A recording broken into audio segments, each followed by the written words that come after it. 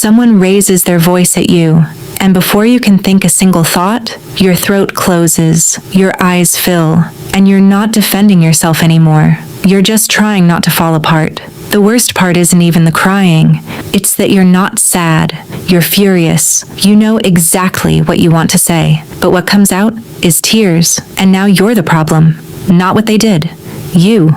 Because you cried. I know what happens after. You find somewhere alone. Bathroom, bedroom, anywhere. And you cry until your face hurts. Then the replay starts. Every word they said. Every word you didn't. The version of you that stayed calm and said the right thing. She shows up perfectly at 2 a.m. when it doesn't matter anymore. And then, the part nobody talks about, you're not angry at them. You're angry at yourself. I used to think I was too emotional. I watched people stay calm when someone raised their voice, and genuinely believed they had something I didn't. Something I just didn't have. I was wrong. It was one specific day that I still think about. I was in school. A girl fell during break. My friend had accidentally pushed her, but that girl told her teacher it was me. The teacher called us in. I remember standing there, thinking, this is fine. I'll just explain what happened. The teacher's voice got louder, and something happened in my body. I had no control over it. Throat closed, eyes filled, and I just stood there, in front of her entire class. Every student watching, crying for something I didn't do. Inside, I knew the truth completely. I had the words, but my body had already made a different decision. The more I tried to stop it, the faster it came. So I stood there, silent, crying, while she kept going. She said my character was bad, that she'd have me removed from school, that I'd never get admission anywhere else. Each sentence landed, and I just absorbed it, like it was probably true. Not because I didn't have a response, because my body had completely shut down. My friend was standing right next to me. She knew the truth. She said nothing. I kept waiting for her to say something. She didn't. And I noticed, even in the middle of everything, she looked completely fine. And I remember thinking, why is she so calm? What does she know that I don't? I don't remember walking home. I remember the bathroom floor, finally letting it out. All of it. I'd been holding it so long. My whole body hurt. Then the thoughts. Why didn't you say something? You knew the truth, and you said nothing. Why are you like this? Not once did I think about the teacher. Not once about my friend. Every single thought was about me. About all the things I should have said. Lines I kept getting right. Hours too late. I didn't go to school for 3 days. I just couldn't. Not because I was sick, because I couldn't stop seeing it. All those students watching me cry, and I couldn't figure out which was worse, being falsely accused or being seen. I thought the problem was me. It wasn't. Here's what was actually happening. When someone raises their voice, your body reacts before your brain does. It hears yelling and thinks danger, so it shuts down. That's why you go quiet. Your body isn't doing something wrong. It's just trying to protect you. Here's the second thing. This one changed more for me than anything else. Crying when someone yells at you is not just who you are. It's something your body learned.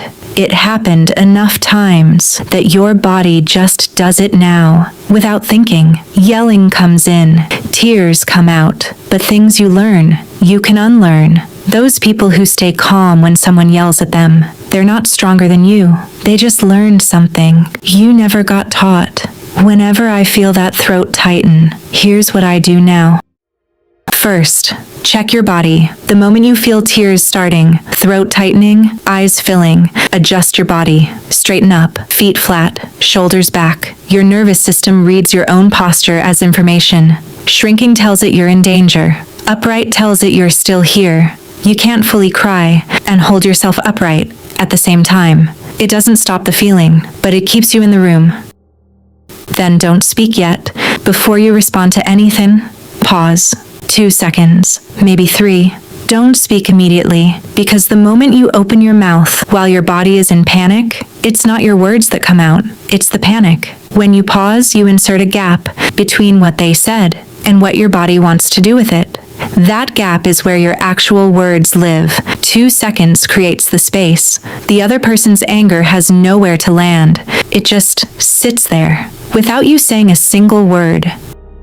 While you're waiting, breathe out, not in, out. One slow exhale, quiet enough they can't see it.